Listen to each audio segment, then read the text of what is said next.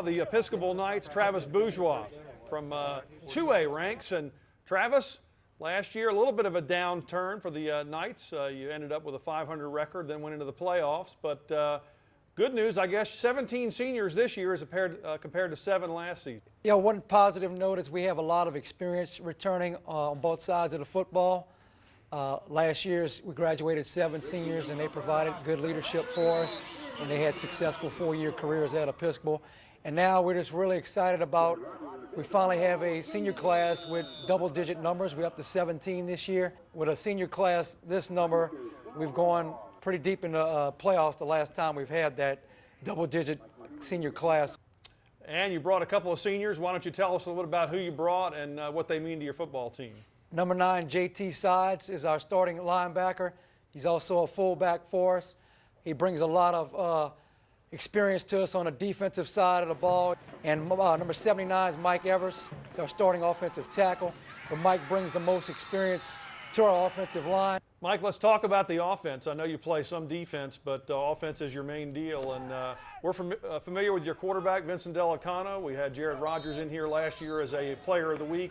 Talk about who you expect to play key roles, what the potential this offense has, some of your key losses from last year. Yes, sir. We have some great players, Jared Rogers, Jared Barber, Vincent Delicano, all great players. They run the ball very well, and we expect them to do just as good as they did last year. All right, let's talk to JT. JT, talk to me about the defense. We only lost 3 starters, so we got a lot of people coming back. Well, we talk about being perfect, and which means, on the football field and off the football field, we have to stay in line in school, we have to keep our grades up, and we have to do all the little things right.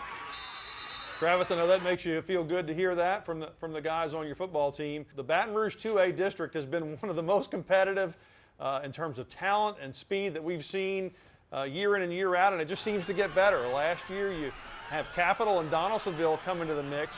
Talk about going on the field with those guys. No one in 2A has superior speed than those guys and physical strength and ability. So with Donaldsonville, Capital, and now East Feliciana combining Clinton and Jackson, those 3 teams provide you with everything that you will see throughout the playoffs. So if you can survive district along with University, Dunham, and Point Capee, you find yourselves in a good position for the playoffs. Yeah, you mentioned East Feliciana combining 2 schools, but they could be a big force right away, huh? Yeah, I mean, with Clinton's success in the past, and they have a good history of going deep into the playoffs, and now adding Jackson into the mix, that only provide a lot more difficult for teams to prepare for, and a lot more depth for those teams. I mean, Jackson always had a depth issue, but now they're joining forces with Clinton. So now that'll just add a lot of depth to already strong football teams. Travis, the other thing I wanted to ask you, we've started the 20 for 20. We're picking the 20 greatest stars of 20 years of Sportsline Friday night. And so far, the fans, in picking the first 2 members of that squad, have picked Daniel Porter and Stefan LaForce. Are we going to have an old school, new school? What do you think about all these young guns making the team so far? I think we're going to have to further back, get a little retro going on, because we didn't have the internet and the YouTube and all that they have nowadays. But I think Eric Randall got 1% of the vote. Yeah, and that's really a shame on any level. Like Jimmy Williams at Episcopal, Van Howes at Episcopal, and there's so many kids throughout Baton Rouge that, I think you might have to expand that list for more than what y'all have now.